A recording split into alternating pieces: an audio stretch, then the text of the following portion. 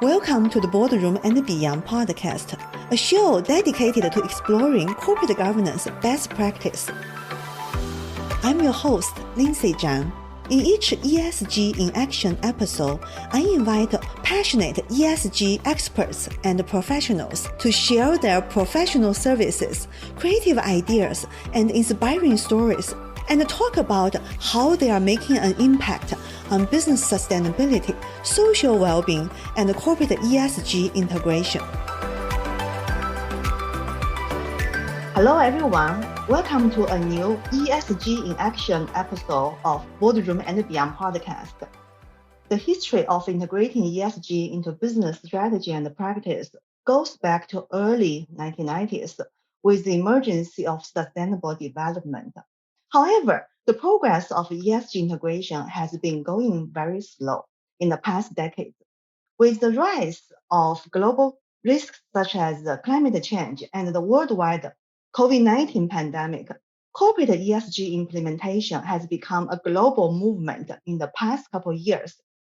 Many companies and organizations are searching for the best approach for ESG adoption, while recent research concludes that considering ESG as enterprise risk management will prioritize ESG integration as part of the business strategy process, which means to facilitate ESG integration, we need to better understand ESG risk and the risk management associated with business and other organizations.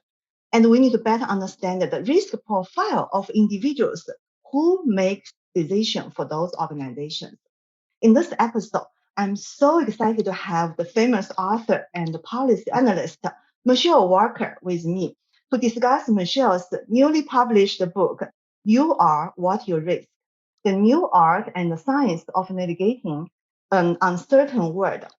This is a must-read book to help us understand and reshape our relationship with risk and uncertainty, and to help us live a productive and successful life. More important, this book will help us understand the connections between individual risk profile and global risk management.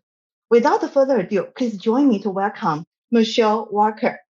Hello, Michele. Welcome to Boardroom and Beyond podcast. Thank you for such a warm welcome. I'm so happy to be here. Congratulations for your new book, You Are What You Risk.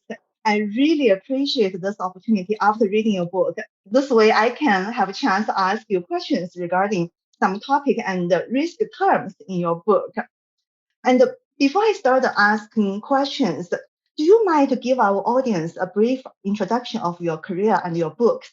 Well, I focus all my time now on risk, not just the risks in front of us, although of course I pay attention to those, but also our relationship with them, this sort of feedback loop. I started my career as a financial journalist and then went into media and think tank management and have done policy analysis the whole time. Started with sovereign debt, do a lot on the global economy, and do a lot on systemic issues like climate change, inequality, and financial fragilities, and particularly how they all work together in a systems approach. People often ask me what to call me. I've seen journalists call me an economist, a sociologist, a historian, any number of things. And like, while none of them is completely untrue, I wouldn't want to disrespect the people who do those disciplines full time. But my superpower is bringing all of them together so that non-specialists can really access that knowledge and information and put it to work in their real lives and in their businesses. Thank you. Thank you for the introductory. I think I really like the point, like non-specialists can understand, because sometimes when we were in the professional world, certain terms, it's hard for non-specialists to understand. I really like your work to bridge this gap. And I'm just so curious, because we all know your famous book, The Gray Rhino, has been so influential. And it's my understanding, like Chinese government use the concept of gray rhino to develop their financial policy and risk management policies. I'm curious, with the success of the gray rhino, what is the inspiration and the motivation for you to write this new book, You Are What You Risk? Well, thank you for the kind words. I mean, I see this book as very much a sequel to The Gray Rhino. Of course, The Gray Rhino asked the question, why do some people see the big scary thing coming at them and some people do something and some people don't? And to make the point that you're more likely not to do something than you'd really like to think. So urging us to take a fresh look at these things. And the framework in The Gray Rhino was looking at the stage of the event itself and the stage of the response. And this is more taking a personal view at responses. So not just where the event itself is, but how prepared any of us are to face down the big scary things in front of us, and what our relationship is with risk, not just to avoid dangers, but also to feel comfortable seeking opportunities. And the idea came when I was on book tour all around the world talking about the gray rhino. In Europe, I spent a lot of time in the business continuity communities and the disaster risk reduction. And a lot of people said to me, these risk professionals who, stay up at night worrying about these things, were very concerned that they sometimes had a hard time getting non-risk professionals as concerned and paying as close attention to risks and risk preparedness as they were. And I sense this real need for creating a bridge, for connecting risk professionals to the people across the organization who are, of course, so essential to risk management working. And then I had a lot of surprises all over the world, from the US to China to Europe. At almost all of my book events, people would ask me, how do I apply this to my personal life? And sometimes they wouldn't even ask. They'd come up and say, I applied this to my personal life. Thank you, which was a surprise to me because I come from business and policy and finance. And I just felt this sort of organic response and request for me to go this direction. And I struggled with it until I spoke with a friend, CEO of a pioneering environmental private equity firm. And I just really I didn't know what to do. And he'd been a great sounding board for the Gray Rhino as well. And he said, Michele, there's more of a connection than you think between these personal Gray Rhinos and organizations. He said, my investment committee met last week and we looked at the investments that didn't perform the way we'd hoped. He said, in every single case, the red flags were there in the due diligence. He says, but it wasn't the technology or the product. It wasn't the business model. It wasn't the broader economy. It wasn't some unexpected shock. It was the bad personal risk decisions by the CEOs. It was the drunk driving. It was the speeding. It was the domestic violence. And he said, so these personal risk relationships actually have a lot to do with companies. And I looked into some of the research on this, on personal financial decisions by CEOs and the financial decisions they took with the companies. We've had so many scandals over the last couple of years with CEOs who were, let's put it politely, eccentric, and who at first the media celebrated for doing things that seemed like big personal risks, for brash, unconventional behavior. But then eventually it turned out that behavior permeated the companies and those CEOs got kicked out. And so I think this paying attention to how our own personalities affect our companies and how this feedback loop between our company and the national policy framework and governance and even the global framework, risk governance framework, all of those work together in a feedback loop. And to really understand any one of them, you have to look at the others. And so you are right, you risk very much look at these things from a business point of view, but it also talks about the personal side, and it talks about the relationship to the global policy side, because I think you need to look more broadly than just a traditional business framework. That you need to look more holistically with a complex systems dynamic approach to risk and risk governance. Mm-hmm. Thank you for the explanation. I think that makes a lot of sense. And diving from the big green rhino to personal and the relationship between, like you said, you have to look at both and not just one end to better understand, especially better understand how to proactively or actively manage it, like you mentioned in your book, taking active steps for the risk. And what I like to ask you, take advantage of your limited time today is a few risk terms I really like and I think very impressive for me in your book. The first is the risk fingerprint. Just like on your book cover, I think that is a very innovative concept of this new book, because that kind of make us really understand fingerprint is so unique, just like the risk profile of each person. And I also like how you use this example of the Annie Addison Taylor, a 63 years old woman who decided to be the first person ride over Niagara Falls. What a risk she's taking, but she's using this to define her life and her legacy. And I like you use this sample to lead us to the risk fingerprint concept, the combination of personality traits, experience, and the social context. That is a core component of each person's identity. And so, in your opinion, yes, each of us has our unique fingerprint, unique identity. How about organizations and the countries? Do you think the concept of risk fingerprint also apply to organizations and the countries? Countries? If so, what are the core components for organizations' risk fingerprint? Yeah, it's such a great question. And, absolutely. The image on the cover is a fingerprint, which just says your identity and how your risk Mm-hmm. decisions leave an imprint that tells the world who you are. But understanding what created that imprint helps you understand who you are and what you're going to do going forward. And very much for companies, you look at, say, a startup where the attitude is, move fast, break things, the ask forgiveness, not permission, and there's a lot of risk taking, and that's sort of part of the culture. And a young person who takes a job at a startup, their parents might be saying, oh, why aren't you going and working for a big corporation where you have a nice 401k and benefits? But then you have a legacy corporation, one that's been around for quite some time, and the culture is often, well, this is how we do things. And it's much slower to change, much slower to innovate. And sometimes you see a real clash of these. A big company buys a startup and tries to integrate them. And you always hear about the problems with M&A. And one of the biggest cultural factors, I think, is risk attitude.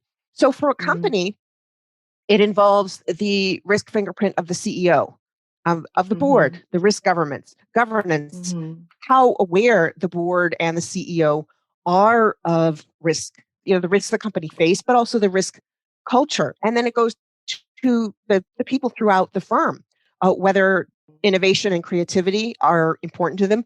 Both of those require a lot of comfort with uncertainty and also with risk taking. How do they even define what the biggest risk is? I mean, is the biggest risk that, this product that's made you money for decades is going to become obsolete?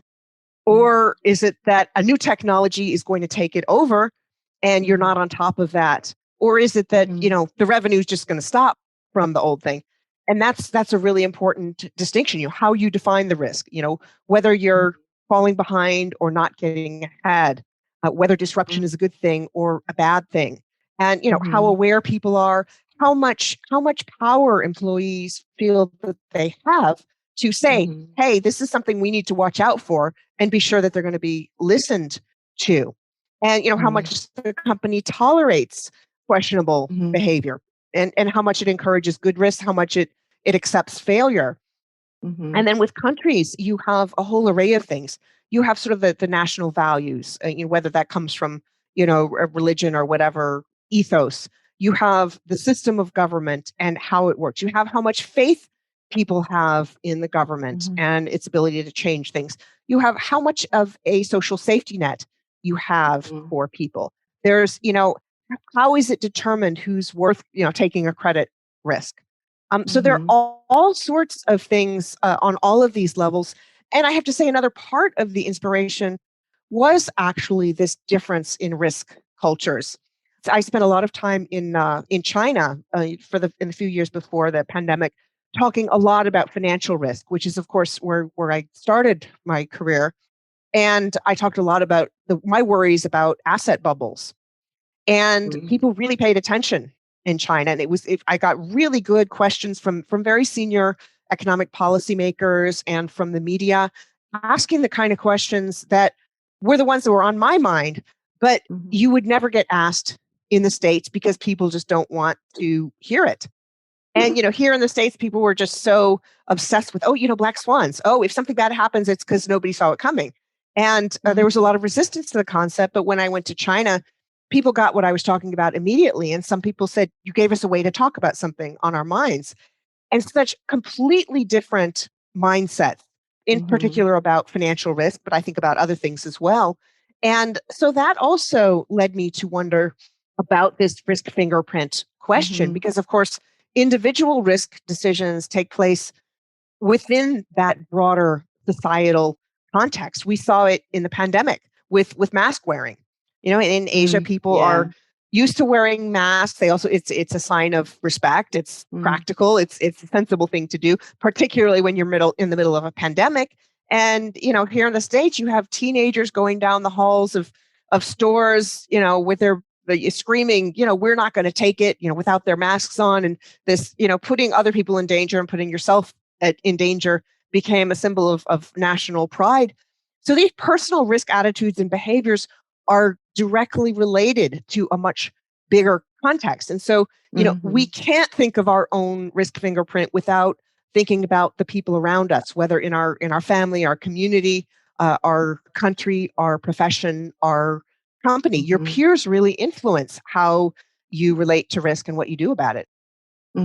Thank you. Thank you for the explanation. I think the point I really like what you point out is for organization, really the culture was driven by CEO, by the top leader. So therefore, the top leader, the individual's risk profile, risk fingerprint will have a big impact for the organization's risk impact. And by the end, organization is a group of peoples. And so each person's personality, a group's personality and the risk profile can, make up the real organization risk fingerprint. And I really like what you point out, your experience with China, because when I read your book, there is one risk term jump into my mind, which make it very impressive. It's how you use Chinese character to describe crisis. Because in Chinese, crisis is a combination of two characteristics, wei, ji. So wei means dangerous, ji means opportunities. So crisis is really dangerous and opportunities. Together, in your book, you also have another two terms, risk appetite and risk asset. And you stated if we're trying to eliminate all the risk, by the time we avoid the bad risk, we also miss the opportunity from the good risk. I think the point we try to study risk is to understand how to take the opportunity out of the risk. In your opinion, people's risk appetite or organizations' risk appetite, can those appetite be changed by training or by learning? So a person or organization can make better risk-taking or risk-avoiding decisions. And how to do that, if so? Yeah, well, it's sort of a complicated thing. And of course, G is, in the West, it's often translated as opportunity. But, as I write about it's actually considerably more subtle than that. It's about this incipient moment, this moment when things are going to change. And it's actually, agnostic about whether it's better or worse. It is complicated. And so I think when we talk about risk, we need to think about what our prejudices are about it in the first place. I will often ask people in events, how do you define risk? And some people say, danger, peril, potential of loss. And other people say, big opportunity. And other people say it depends. And so when we talk about something like risk appetite, we're actually, for some people, it means, how much danger am I willing to take on? And for some people, it says, how much am I willing to reach for the really good thing? And so this whole idea of risk appetite and risk tolerance is also complicated because it depends on how you see the risk. You can have two people who take the very same risk decision. I'm going to buy a bond yielding 8%. And they might have made the same decision, but one of them thinks that's not risky at all. And the other one says, well, it's yielding 8% because it's a junk bond and this company is kind of iffy and, I don't know where it's going. And so one person thinks it's much riskier than the other one. So the person who thinks it's riskier actually has greater risk tolerance, even though they both made the exact same investment. So when you're talking about, appetite or tolerance or things like that, you have to really think about how somebody perceives the risk. And the deeper you get into it, you find that there are all sorts of unconscious things that affect how we see a risk. And also this, this concept of whether somebody's going to be more going to take on more risks or not, it really depends on their perspective. I mean, I'm 5'3.5". And so for me, walking down a dark alley at 3 a.m.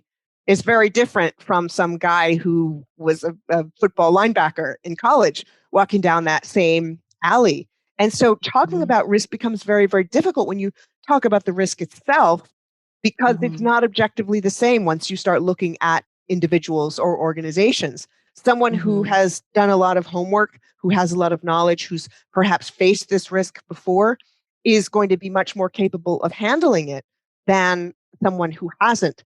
So by taking your focus off of the risk itself, which is where it is too much right now, and put it on your capacity to respond, as a board, as a CEO, as an individual, you can all of a sudden adjust some of the factors that help you to perceive the risk differently, and that also can affect how what you're comfortable doing or not doing. And those are all things that are within you. So even though innately you might feel a certain way about risk, there are things that you can do with your environment, with your processes, with your habits that can actually make you more likely to take, good risks, to pursue opportunities, and to avoid the bad risks, the sort of, ill-considered leap before you look kind of risks. Thank you. Yeah, I have to say I agree. The risk consideration is so complicated because in your book you have so many different research. The research for people have different background, different age, how they take risk at a certain different scenario situation. I want to ask you one question though. I think the COVID-19 crisis has been a worldwide crisis, and now with millions of companies trying to reopen and recover from the pandemic. What do you think are the key risks people need to be aware of, and so they can take active action? Maybe have the possibility to turn the risk or turn the crisis to be opportunity. And from your research, do you have any case study or any example to share with the rest of the world? Well, there are so many things, but I think it really starts with having a conversation with your employees to understand what the problem is. We've seen a lot of headlines recently about people quitting their jobs because they've been working from home. They don't have to do the commute that an hour or two in a day that's lost forever to traffic or to public transportation. And people also have reevaluated what's most important to them. And of course, a central theme of the book is the relationship between purpose and risk. Thinking what's most important to you, what you care about most, and what you're willing to risk or not. And so people have been having those internal conversations for the past year. And now all of a sudden you're hearing these stories about people who find out that their employer wants them in the office, even 3 days a week. They want them to resume this crazy travel schedule. And they're saying, not going to do it. And there are lots of reasons. I think that the purpose, how am I going to spend my time? I mean, the opportunity cost of time is a risk. Financially, if those people had money invested in the stock market, they all of a sudden have a much bigger financial cushion. Of course, how long that's going to last, how long central banks are going to keep printing money is an entirely different story. But, that for the people who are at the top of the socioeconomic ladder, they're in a fantastic financial position compared to where they were a year ago. And that's given them much more flexibility. And so for companies that before thought, well, if you want to work from home, go find another company. places are having to rethink that. They're also having to rethink the collective risk attitudes of their employees, particularly around, say, vaccinations, and whether those are going to be required or not. There are lots and lots of people who actually more people in the most recent numbers I saw, more people want them to be required than not. But there's a certain group of people who say, it's not going to happen, and nothing you could do could convince them to get the vaccination. And then that comes down to people's risk tolerance at the office. Are you willing to work with people who don't care enough about the people around them to get a vaccination? And then on the other hand, needing to understand why they don't want to get the vaccination. I mean, some people have had allergic reactions. Some people have legitimate health or medical excuses. Some people don't want to take the chance of, being laid up for 3 or 4 days. If they have a bad reaction, they can't afford to take that much time off of work, which is very different from someone who might be doing it for, say, a political reason because they, think it's their right.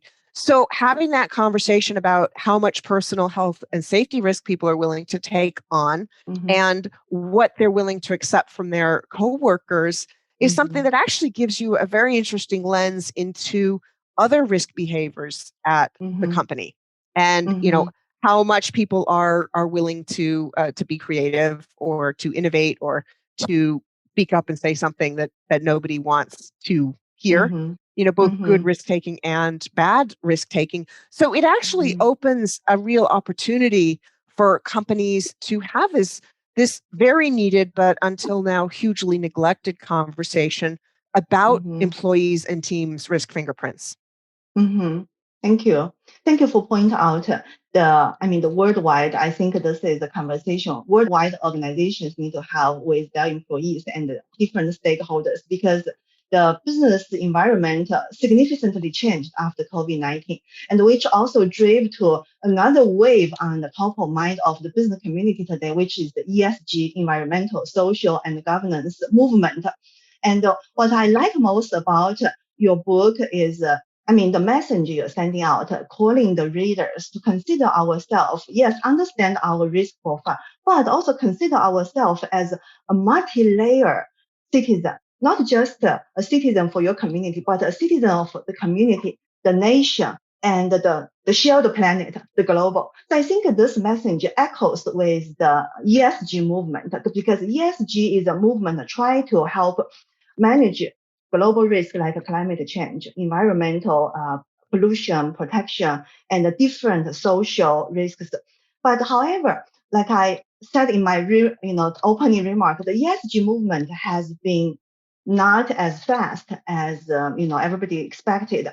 I think the biggest question is it's a global issue, it's a global risk which require collaboration and cooperation among different organizations and the different region, different country. So in your opinion, what do you see as the top challenge for countries to collaborate and in order to manage a global risk? And what can help countries, what can help those top leaders in those country, decision makers, to put themselves as a multi-layer citizen, which can help them better manage the global crisis? Well, it's such a great question because, people are local. They think about local things first. And that for many governments, it feels risky to go out on a limb and say, hey, we need to be thinking about other countries as well. But with something like climate change, is very different because people building coal plants on the other side of the world are going to affect you wherever you are. That these are things that have a global impact. And I think one of the reasons why people have been too slow to respond to the climate crisis is that many people feel, what can I do? I'm so small. I'm one of 8 billion people, and I'm not going to have any impact. And they also feel that they don't feel connected to the efforts that people in other parts of the world are doing. So they feel kind of alone. So I think that with climate change, you really need this global awareness. And I've been thinking about what we really need is like an Olympics, only an Olympics of dealing with the climate crisis. I mean, the Olympics are wonderful in that the whole world comes together and people compete, countries compete to try to show the best of themselves to the world. What if we could do something similar with climate change? The best technologies, the most efficient, the best recycling, all of these sorts of things, and that involves a much bigger set of policy frameworks as well, and what governments are allowed to subsidize or not. What sort of things get rated. If another country is making solar panels more cheaply than your country, is your government going to allow you to buy them or not? So there are lots and lots of policy questions that are very closely linked. And there's also this question that many of the countries that have contributed the most greenhouse gases, that have contributed most to the problem, are also the ones who are best prepared to deal with it and who are the least vulnerable. And I early in my career, I spent a lot of time in the Dominican Republic and Haiti. And 10 years or so, there were just a series of terrible hurricanes and tropical storms that went through there. Very clear incidents of the what scientists say is warming seas leading to more extreme weather. And I looked up, I don't remember the numbers at the time of how much they contributed to greenhouse gases, but it was this little tiny smidgen. But they're getting the worst of the brunt of the problem. And so there's sort of an equity issue as well. But then at the same time, the countries that can't afford to upgrade their technology and things, as they do better, they're actually going to emit more. So it's in the whole planet's interest to help them to invest in cleaner technologies and more efficiency and less waste. So there are so many questions. Global trade patterns. You look at the emissions that come from global transport of goods, and we've been seeing a re-regionalization of trade for all sorts of other reasons, but that has climate consequences as well. And I'm not very much in favor of the sort of beggar thy neighbor sort of trade chest thumping that we saw before the pandemic that was leading to some of this re-regionalization. But from a climate standpoint, I think spending less money and expending fewer fossil fuels in transporting things around the world is actually a very good outcome. Yes, thank you. I like you point out Olympic game, inspiration. With the Olympic is coming soon. I hope everybody watching Olympic and also thinking about what we discussed today. I hope this Olympic concept and this game principle can help inspire some more better understanding and good solutions to solve the climate change issue and move the ESG movement forward. Another topic I think very interesting about the ESG movement is regarding social, is regarding our new generation, the demographic change. In your book, you point out some research and report define the new generation, which point to millennials and Gen Z. Define the new generation as risk averse, which I think you obviously do not agree with this opinion. So I want to ask you, why you feel different from this statement? Well, it drives me crazy because this gets applied to women as well. And technically the definition of risk averse is that you agree to take on less risk, all things being equal. But how often are all things equal? It goes again to this feedback loop of our reactions. And every generation has its own very particular relationship with risks, depending on the things that happened while they were growing up. So there's certain things that they are going to be more aware of, and they're going to have different constraints on their behavior. And so you read about millennials and Gen Z having more student loan debt than earlier generations. You see these stock markets at crazy record highs. Yeah. And, we are not going to be at the height of this liquidity cycle forever. That's going to happen. They don't necessarily have rainy day funds. So certainly there are some millennials who, I heard a story of someone who knows someone in her 20s who had, $50,000 in savings and put half of it into, I don't know if it was GameStop or one of those other meme stocks. And I don't know if she had student loan debt or not, but certainly there are some people who are just pouring their money in, and those are of all generations. Mm-hmm. But I think that because younger generations have gone through, the great financial crisis, they're now Mm-hmm. going through this. I would hate to be graduating from college into this, yet they don't have as much of a safety net. They've got greater debts. They've got greater uncertainty around, the financial and economic future. You've also seen all this money concentrated in financial markets, and the real economy and sort of, the people who are lower income still struggling, and that's going to ripple through the entire economy. So they're going to make very different financial decisions right now from people who are farther along in their careers, who have rainy day funds, or from where their parents were at that stage in life. And so, being aware of risks and evaluating them and making a good decision, even if that ends up with you taking, quote unquote, less risk than whatever you're comparing it to, that doesn't mean you're risk averse. In many cases, it means you're risk savvy, means you pay attention, you made a good decision.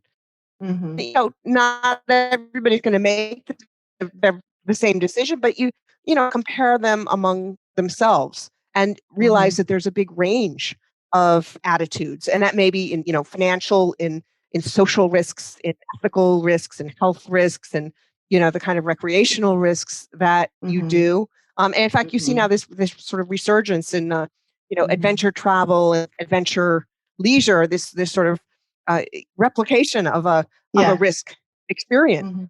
So so my head wants to explode when people talk too much about risk averse, particularly when they assign it as a label to a gender or a generation.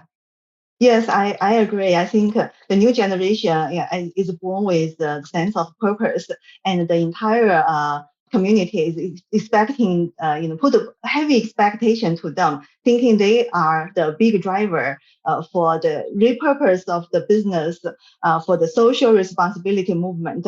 If they are so fragile, like, they are labeled as risk averse, and they cannot fulfill that mission, that expectation. And I think the definition of risk averse definitely is not a proper application, not only to the new generation, but to any generation or to any group or minority group or woman. Thank you. Thank you so much. Well, there is, so many interesting terms in your book, but I want to respect your time because I know you're very busy with different projects. But before we close the conversation, I have two closing questions. The first closing question will be, could you please summarize 3 takeaway points for your new book for our audience regarding you are what you risk? Sure. Well, the first and the big one, this is almost so big it could cover all 3 takeaways, is that, understanding your risk fingerprint gives you such powerful tools, such insights into yourself that you can apply to your life, to creating better habits, to thinking about who you're hanging out with, to what kind of job that you have, and to everything. I mean, it really helps you to understand yourself, and so much change really starts with self-awareness. So that's, I think, the first one. And the second one is really risk empathy, that once you understand your own risk fingerprint, you can think about why the people around you have the risk fingerprints that you do. And this can help in everything from a relationship, on how much time you leave to go to the airport, or your friends you're traveling with. I mean, I've traveled with friends, and we have completely different risk ideas, and it helps you to kind of come to a compromise when you understand where the other person is coming from. And you can also understand that, hey, maybe there's some time when you're a little hesitant to take a risk, but the other person is more confident.